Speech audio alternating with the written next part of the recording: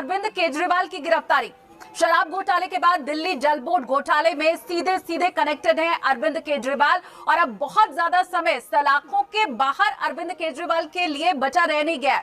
बार बार आम आदमी पार्टी ये जो पूछती है कि अरविंद केजरीवाल को ईडी का समन किस आधार पर भेजा गया है, किस आधार पर उन्हें पूछताछ के लिए बुलाया गया है। मुख्य अभियुक्त के तौर पर उन्हें बुलाया जा रहा है, मुख्यमंत्री के तौर पर दिल्ली के बुलाया जा रहा है, आम आदमी पार्टी के संयोजक के तौर पर बुलाया जा रहा है, प्रत्यक्षदर्शी के तौर पर बुलाया जा रहा है। इन सभी बातों का जवाब एक साथ इस वीडियो में मैं आपको देने वाली हूं, लेकिन इस बात को नोट करके आप रख लीजिए कि अरविंद केजरीवाल की गिरफ्तारी अब किसी भी वक्त हो सकती है। शराब घोटाला मामले में तो पूरे सबूत सीबीआई और ईडी के पास हैं ही, लेकिन दिल्ली जल बोर्ड घोटाले में सीधा सीधा कनेक्शन अरविंद केजरीवाल का सामने आ चुका है, ऑन रिकॉर्ड सामने आ चुका है। तफसील से आपको बताऊंगी अरविंद केजरीवाल कैसे दिल्ली जल बोर्ड मामले में सीधे आरोपी बनाए गए हैं और कैसे उनकी गिरफ्तारी हो सकती है। और इन सब के लिए जल बोर्ड घोटाला 2018 का ये मामला है और 2018 में दिल्ली जल बोर्ड के अध्यक्ष थे अरविंद केजरीवाल, चेयरमैन थे वो। तो मतलब जिस वक्त का ये घोटाला है, जब गड़बड़ी की गई, पैसों की हेराफेरी की गई, रिश्वत ली गई, उस वक्त दिल्ली जल बोर्ड के चेयरमैन अरविंद केजरीवाल ही थे। अब रिश्वत में जो पैसा लिया गया उसका इस्तेमाल ये कहा जा रहा है कि आम आदमी पार्टी के लिए किया गया और आम आदमी पार्टी के संयोजक कौन है? अरविंद केजरीवाल। तो सीधे सीधे अरविंद केजरीवाल इस मामले से जुड़े हुए हैं। सवाल जवाब की एक लंबी फहरिस्त है, सवालों की लंबी फहरिस्त ईडी के पास, जिससे पूछताछ के लिए समन भेजा गया अरविंद केजरीवाल को। अब आप समझिए कि दिल्ली जल बोर्ड घोटाला क्या है। 2017 में दिल्ली जल बोर्ड ने टेंडर निकाला था, कुछ काम के लिए टेंडर निकाला गया था, 4 कंपनियों ने अप्लाई किया था और एक कंपनी को ये टेंडर दे दिया गया, ठेका उन्हें दे दिया गया, कॉन्ट्रैक्ट उन्हें दे दिया गया। लेकिन ये कहा जा रहा है कि वो जो एक कंपनी को टेंडर दिया गया वो इसके लिए एलिजिबल ही नहीं थी। अब जो कंपनी का नाम है वो भी यहां पर मैं आपको बता देती हूं। कंपनी का नाम है एनकेजी इंफ्रास्ट्रक्चर लिमिटेड। 38 करोड़ का इसे ठेका दिया गया और ये जो ठेका मिला था ये इलेक्ट्रोमैग्नेटिक फ्लो मीटर के इंस्टॉलेशन, सप्लाई और उसकी टेस्टिंग का ठेका दिया गया था। अब दो बात है, पहले तो 38 करोड़ का ठेका दिया गया, कहा यह जा रहा है कि कंपनी इसके लिए एलिजिबल ही नहीं थी। दूसरी बात, 38 करोड़ रुपए जो दिए गए ठेका ये बहुत ज्यादा था जिस काम के लिए दिया गया था कॉन्ट्रैक्ट। कहा जा रहा है काम तो उससे बहुत कम का ही था, लेकिन ये बढ़ाकर जो ठेका दिया गया वो इसलिए कि बढ़ी हुई धनराशि को रिश्वत के तौर पर लिया जा सके और हुआ भी कुछ वैसा ही।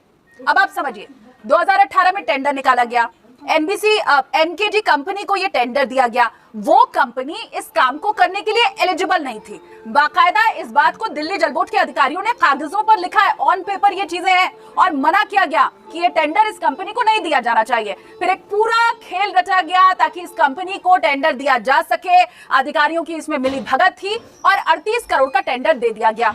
अब इस कंपनी ने जो खर्च किया, जिस काम के लिए उसको कॉन्ट्रैक्ट मिला था, मात्र 17 करोड़, बचे कितने? 21 करोड़। अब इन 21 करोड़ रुपए के फर्जी कागज तैयार किए गए और उन्हें लगाया गया।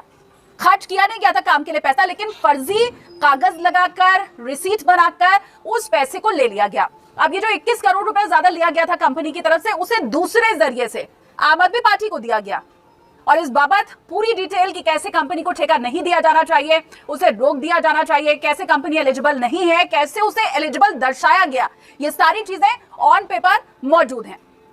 अब ये कहा जा रहा है कि जो रिश्वत दी गई, मतलब वो जो 21 करोड़ रुपए बचे, उसी में से पैसा रिश्वत के तौर पर दिया गया और उसका इस्तेमाल हुआ आम आदमी पार्टी के लिए। तो आम आदमी पार्टी के जो संयोजक हैं वो हैं अरविंद केजरीवाल। तो जब आप दिल्ली जल बोर्ड के अध्यक्ष भी हैं, आप ही के सिग्नेचर से ठेका दिया गया होगा और फिर जो रिश्वत ली गई वो भी आप ही की पार्टी के लिए ली गई जिसके आप संयोजक हैं। तो ये तो आप समझ गए होंगे कि क्यों ईडी की तरफ से समन जारी किया गया अरविंद केजरीवाल को। तो ये सीधा सीधा मनी लॉन्ड्रिंग का केस यहाँ पे ईडी की तरफ से अरविंद केजरीवाल के ऊपर बनाया गया है। इसके अलावा जगदीश कुमार अरोड़ा जो कि मुख्य आरोपी हैं, ये उस वक्त चीफ इंजीनियर थे दिल्ली जल बोर्ड में, उनकी गिरफ्तारी हो चुकी है। अनिल अग्रवाल ये ईडी के शिकंजे में। ये एनकेजी इंफ्रा एक दूसरी कंपनी है जो इस कंपनी को मदद कर रही थी, उसको देखने वाले हैं, तो ये भी ईडी के शिकंजे में इस वक्त हैं। अब यही जो पूरा घटनाक्रम घटा है कि कैसे एक अयोग्य कंपनी को दिया गया पहले तो ठेका और फिर उसके बाद ज्यादा रुपए का ठेका दिया गया, बचे हुए रुपए को रिश्वत के तौर पर लिया गया और उसको आम आदमी पार्टी के लिए लगाया गया। ये सारे सवाल पूछ रहे अरविंद केजरीवाल से ईडी को कि भाई आपको पता था, मना किया गया इस कंपनी को ठेका मत दो, बावजूद उसके दिया गया।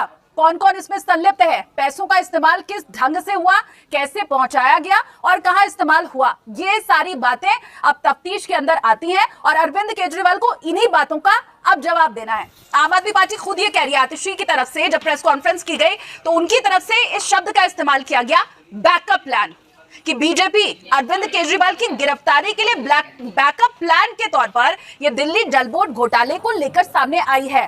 तो आतिशी भी ये समझ रही है, आम आदमी पार्टी भी ये समझ रही है कि ये जो घोटाला है अब इसमें अरविंद केजरीवाल का बचना बड़ा मुश्किल है। अब बस उल्टी गिनती शुरू हो चुकी है। देखना यही है कि अरविंद केजरीवाल की गिरफ्तारी होती कब है, अगले समन्स में। कल 21 तारीख को उन्हें पेश होना है, ईडी की तरफ से बुलाया गया है। क्या वो पेश होते हैं या उनकी होती है गिरफ्तारी? अब अरविंद केजरीवाल की इसी गिरफ्तारी के ऊपर आप क्या सोचते हैं और किन किन जगहों पर उनकी संलिप्तता हो सकती है? आम आदमी पार्टी बीजेपी के ऊपर जो आरोप लगा रही है कि झूठे केस में फंसाया जा रहा है अरविंद केजरीवाल को, क्या आप उससे सहमत हैं? कमेंट सेक्शन में बताइए।